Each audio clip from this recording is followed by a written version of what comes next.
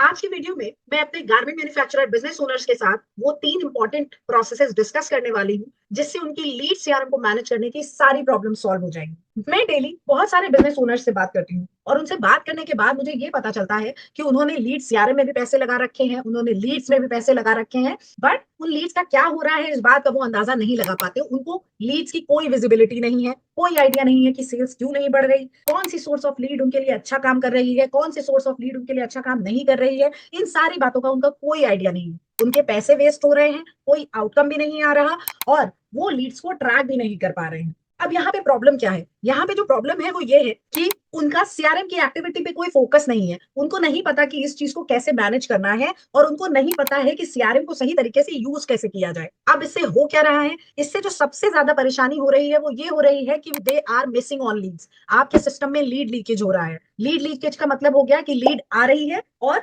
बाहर निकलती चली जा रही है। आपको नहीं पता उस लीड पे कोई एक्शन हुआ या नहीं हुआ। आपके सिस्टम से वो लीड बाहर चली गई या फिर कहीं पड़ी हुई है जिसपे कोई हिसाब किताब नहीं है। आप सेल्स को मिस कर रहे हैं क्योंकि हो सकता है जो लीड आपने मिस कर दी वो बहुत सारी लीड्स ऐसी हो जो सेल्स में कन्वर्ट हो सकती हो, हॉट लीड हो, इंपॉर्टेंट हो आपके लिए। अब इससे क्या दूसरी चीज क्या हो रही है कि आप सेल्स पर्सन को भी ट्रैक नहीं कर पा रहे हैं। कौन सा सेल्स का आदमी मेरा अच्छा काम कर रहा है, कौन सा सेल्स का आदमी है मेरी लीड्स को कन्वर्ट कर पा रहा है, कौन सा सेल्स का आदमी है जो लीड्स को कन्वर्ट नहीं कर पा रहा। और बहुत सारी लीड की जो परफॉर्मेंस है और इस तरीके की बहुत सारी एनालिसिस है जो आप इस सीआरएम को ठीक तरीके से मैनेज करने से सॉल्व कर सकते हैं, बट आप नहीं कर पा रहे हैं। तो चलिए हम वो 3 इंपॉर्टेंट प्रोसेसेस की बात करते हैं जिनको अगर आपने अपने लीड सीआरएम के साथ इनेबल कर दिया तो आप कभी भी ये लीड से रिलेटेड प्रॉब्लम्स को हैंडल नहीं करेंगे। तो ये जो 3 प्रोसेसेस हैं ये सबसे इंपॉर्टेंट 3 प्रोसेसेस हैं। सबसे पहला स्टोर लीड, दूसरा एलोकेट लीड और तीसरा फॉलो अप लीड। एक एक करके हम इस पे बात करेंगे। यहाँ पर जो हमारा सबसे पहला प्रोसेस है वो है स्टोर लीड।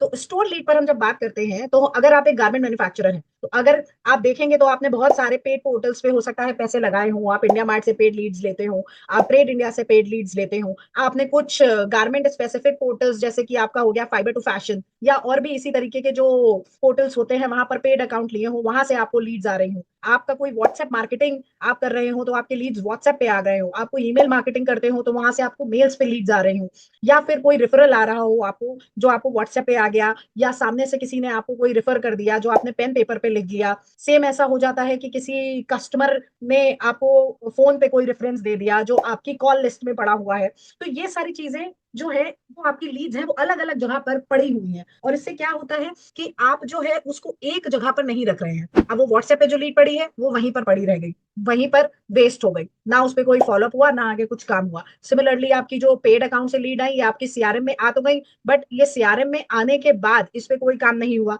या हो सकता है कि वो सीआरएम में ही ना आई हो, ईमेल पे लीड पड़ी हो और ईमेल से ही वो गायब हो गई, या फिर उस पर आपने एक दो बार फॉलोअप किया और उसके बाद आपको याद भी नहीं और आपसे वो मिस भी हो गई। इससे क्या होता है? इससे क्या हुआ, एक आपका पैसा वेस्ट हो गया, आपने जो लीड्स पे पैसा लगाया वो वेस्ट हो गया, आपने सेल्स जो है वो मिस कर दी, आपकी लीड लीकेज हो गई। इन सारी चीजों को करने के लिए आपको क्या करना है? आपको अपने सिस्टम में स्टोर लीड का एक प्रोसेस बनाना है। आपको अपना सीआरएम जो है उसको बिल्कुल एक्टिव रखना है। मतलब जैसे ही आपकी कोई लीड आई वो तुरंत ही सीआरएम पे अपलोड हो जानी चाहिए। ये क्यों जरूरी है? इससे आप अपना किसी भी तरीके का लीड लीकेज अवॉइड कर देंगे। आपकी कोई भी लीड जो है वो सिस्टम के बाहर नहीं होगी, आपके सीआरएम के बाहर नहीं होगी। हर तरीके की लीड चाहे वो कहीं से भी आ रही हो वो आपके सीआरएम में जानी चाहिए। आपके सीआरएम में कॉन्टिन्यूस एंट्री होती रहनी चाहिए। ऐसा नहीं है कि आज की जो लीड आई वो सब मैं आज पेपर पे नोट करता जा रहा हूँ, शाम को मैं एक बार बैठ के वो सारी लीड्स को सीआरएम में एंटर कर दूंगा। नहीं, जैसे जैसे आपके पास दिन में लीड्स आती जा रही है वैसे वैसे वो सीआरएम में पहुंचती जानी चाहिए। एक कॉन्टिन्यूस प्रोसेस होना चाहिए सीआरएम का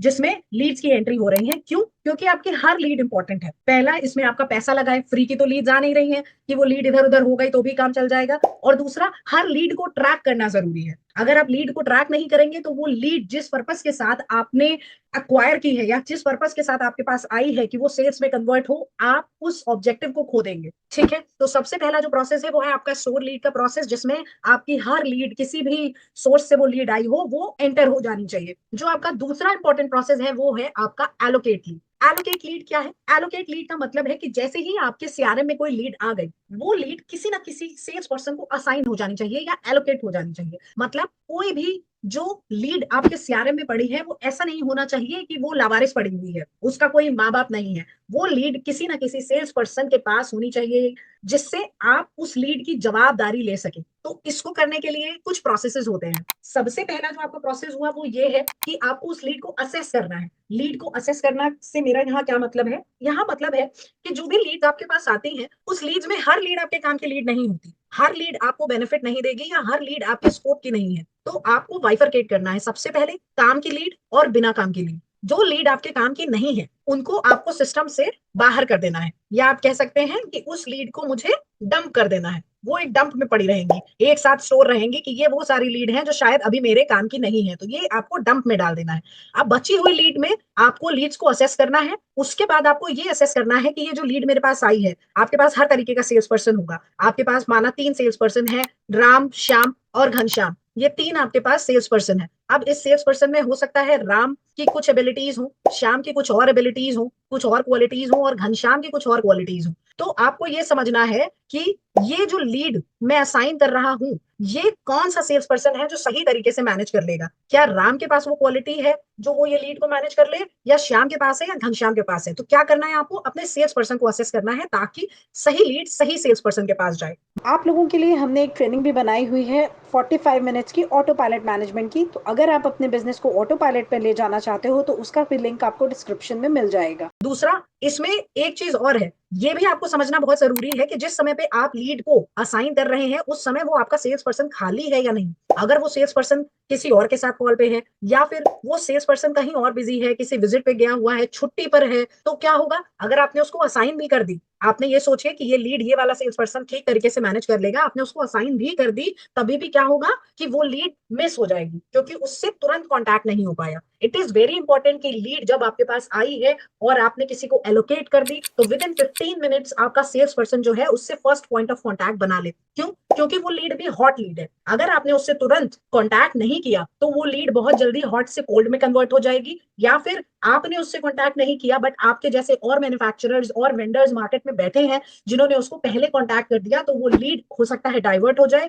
या फिर मिस हो जाए। तो इट इज वेरी इंपॉर्टेंट कि आप दो चीजों पर ध्यान दें सेल्स पर्सन को असाइन करते वक्त, कि एक, क्या ये सेल्स पर्सन कैपेबल है इस लीड को हैंडल करने के लिए, और दूसरा इंपॉर्टेंट फैक्टर कि उसके पास टाइम है, क्या वो फ्री है इस समय। अगर वो फ्री नहीं है तो इट इज बेटर कि आप दूसरे सेल्स पर्सन को असाइन कर दें वो लीड। हो सकता है कि वो उसको उतनी अच्छी तरीके से हैंडल ना कर पाए, बट आपका फर्स्ट पॉइंट ऑफ कॉन्टैक्ट तो हो ही जाएगा। चौथा प्रोसेस जो इसमें है वो है ट्रैक लीड। ट्रैक लीड का मतलब, एक बार आपने लीड असाइन कर दी तो वहां पर आपका काम खत्म नहीं होता। उस लीड को असाइन करने के बाद भी आपका काम लगातार चलता रहेगा कि उस लीड को ट्रैक किया जाए कि क्या सेल्स पर्सन ने उसको कॉल कर लिया तो क्या बात हुई, क्या कुछ काम की बात हुई, उसके नोट्स अपडेट हुए या नहीं, कमेंट सीआरएम में आया या नहीं आया, उससे अगला कॉन्टैक्ट कब होना है, वो लीड जो है वो काम की निकली या नहीं निकली, पोटेंशियल लग रही है या नहीं लग रही है। ये सारी चीजें भी आपको उस लीड की ट्रैक करनी है। सिर्फ एलोकेट करने से आपका काम खत्म नहीं होता। अब बड़ा ही इंपॉर्टेंट क्वेश्चन है कि आप बोलेंगे कि ये सारे काम तो मैं नहीं कर सकता, मेरे पास इतना टाइम तो नहीं है कि दिन में 25 लीड आई है तो मैं 25 लीड को ये देखता रहूं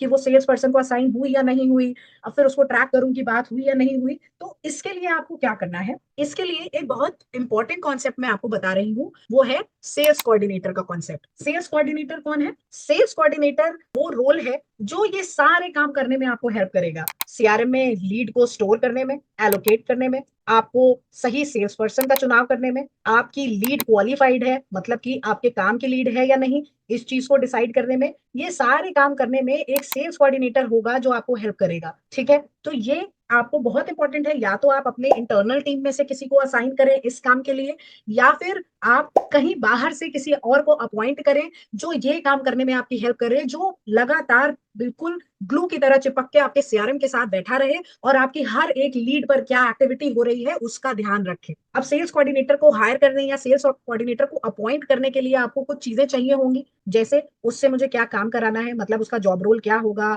उसको किस तरीके का एक्सपीरियंस होना चाहिए, या उसकी किस तरीके की स्किल्स होनी चाहिए। इससे रिलेटेड एक वर्कबुक मैंने डिस्क्रिप्शन में डाल दी है, आप वहां से डाउनलोड करके उस चीज को देख सकते हैं और वहां से आप इस चीज को अंदाजा लगा सकते हैं कि एक सेल्स कोऑर्डिनेटर को हायर करने के लिए या अपॉइंट करने के लिए आपको क्या क्या करना पड़ेगा। अब हम आते हैं अपने थर्ड प्रोसेस पे। थर्ड प्रोसेस जो हमारा है वो सबसे इंपॉर्टेंट प्रोसेस है, वो है फॉलो अप लीड। अब फॉलो अप लीड में क्या होता है? फॉलो अप लीड मतलब आपने लीड स्टोर कर दी, स्टोर करने के बाद आपने लीड को एलोकेट कर दिया, सही सेल्स पर्सन के पास वो लीड चली गई, बट हुआ क्या कि वो सेल्स पर्सन लीड को लेके बैठ गया और उसने टाइम टाइम पे उस पर फॉलो अप नहीं किया। फॉलो अप कर लिया तभी भी उसने सीआरएम में उसको डिटेल्स को अपलोड नहीं किया, अपडेट नहीं किया, या फिर उसने सही तरीके से चीजों को मैनेज नहीं किया लीड में, तो आपका जितना भी मेहनत है पीछे वाला वो सारा बेकार हो जाएगा। ठीक है, तो आपको क्या करना है, यहाँ पर आपके कुछ कुछ इंपॉर्टेंट चीजें हैं जो आपको फॉलो अप के टाइम पे ध्यान रखनी है। इसमें आपको अपने सेल्स कोऑर्डिनेटर को ट्रेनिंग देनी पड़ेगी कि वो किस तरीके से इस चीजों को करे। सबसे इंपॉर्टेंट जो प्रोसेस होता है फॉलो अप करने के लिए,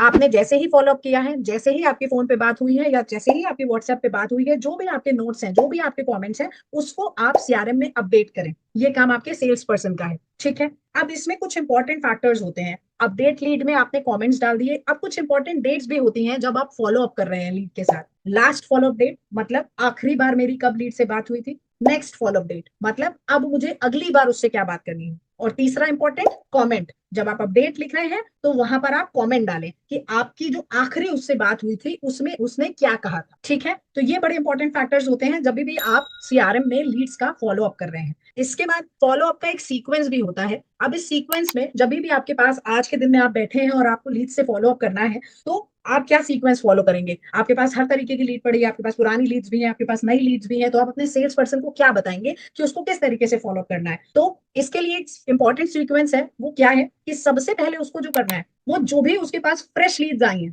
उससे बात करनी है। ये एक तरीके से फॉलो अप का पार्ट नहीं है, ये तो fresh first point of contact है जब उसने एलोकेट किया है। बट अगर उसके सीआरएम में कुछ फ्रेश लीड्स पड़ी हैं जो कि कल रात में आई हैं, जो कि सुबह अर्ली मॉर्निंग आई है, तो वो लीड्स को सबसे पहले उसको वो फ्रेश लीड्स को फॉलो अप करना है। ठीक है, दूसरा जो फॉलो अप उसको करना है वो करना है नेगोशिएशन वाली लीड्स पे, जो कि बिल्कुल कल तक जब मैं बात करके गया या जो लास्ट मेरा पॉइंट ऑफ कॉन्टैक्ट था उसमें बिल्कुल पैसे रुपए की बात हो रही थी, नेगोशिएशन चल रहा था, बिल्कुल वो क्लोज होने वाली डील थी। तो सबसे पहले जो है फ्रेश लीड्स के बाद नेगोशिएशन वाली लीड से बात करनी है जिनमें क्लोजिंग जो है वो नजदीक है। उसके बाद हमें अपनी हॉट लीड या फिर पोटेंशियल लीड से बात करनी है, मतलब जो अभी नेगोशिएशन पे तो नहीं पहुंची है बट उनके क्लोज होने के चांसेस ज्यादा हैं, वो इंटरेस्टेड लीड है, उनके पास ज्यादा ऑब्जेक्शंस नहीं है, ऑब्जेक्शंस है भी तो हम उनको हैंडल कर लेंगे तो वो क्लोज कर सकती है। तो हमें उन वाली लीड से इसके बाद बात करनी है। इसके बाद जो हम बात करेंगे वो उन लीड से बात करेंगे जिनसे अभी तक कांटेक्ट नहीं हुआ, जो मेरी पुरानी पड़ी हो सकती है, 2 दिन की, 3 दिन की, 4 दिन की, जो नॉट कॉन्टैक्टेड में जा रही है, मैंने 2 बार कॉल किया,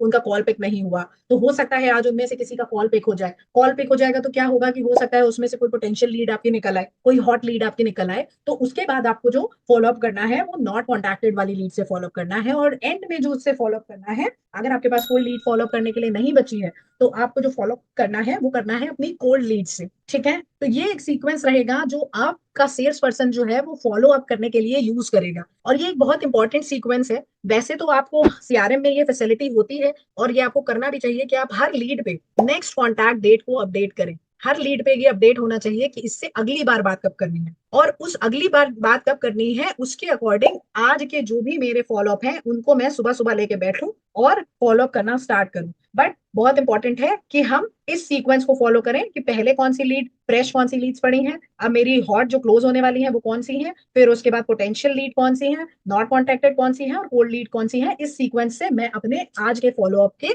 उनको पूरा करूं। ठीक है, तो ये 3 इंपॉर्टेंट प्रोसेस हैं जो आपके लीड सीआरएम को मैनेज करने के लिए आपको हेल्प करेंगे। अगर आपने यहाँ पे सेल्स कोऑर्डिनेटर को सही तरीके से अलाइन कर दिया तो वो आपके लीड को स्टोर करना, उसको एलोकेट करना और उसका फॉलो अप सही तरीके से हो रहा है या नहीं हो रहा है उसको ट्रैक करना, ये तीनों काम कर लेगी और आपको उस चीज की डेली लेवल पे विजिबिलिटी भी मिल जाएगी। ठीक है, तो यहाँ पर जो इंपॉर्टेंट फैक्टर है वो ये है कि आप इन तीनों प्रोसेसेस को लीड सीआरएम पे काम करते वक्त फॉलो करें, और फॉलो करने के बाद आप देखें कि इससे क्या फर्क आएगा। आपको सारा अंदाजा लगने लगेगा कि मेरी लीड्स का क्या चल रहा है, मेरे कौन से सोर्स ऑफ लीड्स हैं जिसकी लीड्स जो है वो ज्यादा कन्वर्जन में हो रहा है, से सोर्स हैं जहां से मुझे ज्यादा काम के लीड्स आती हैं, कौन सा मेरा सेल्स पर्सन है जो ज्यादा अच्छा परफॉर्म कर रहा है। तो मतलब लीड सीआरएम से रिलेटेड जो भी प्रॉब्लम्स हैं, हर तरीके की जो दिक्कत है वो आपकी सारी सॉल्व हो जाएंगी और आपकी जिंदगी जो है इस चीज में बिल्कुल आसान हो जाएगी। तो आज के वीडियो का जो हमारा ऑब्जेक्टिव था कि ये 3 प्रोसेसेस को डिस्कस करना, वो कंप्लीट हो गया है। आप इस चीज को फॉलो करें और आप कमेंट बॉक्स में मुझे बताएं कि इससे आपको कोई फायदा हो रहा है या नहीं।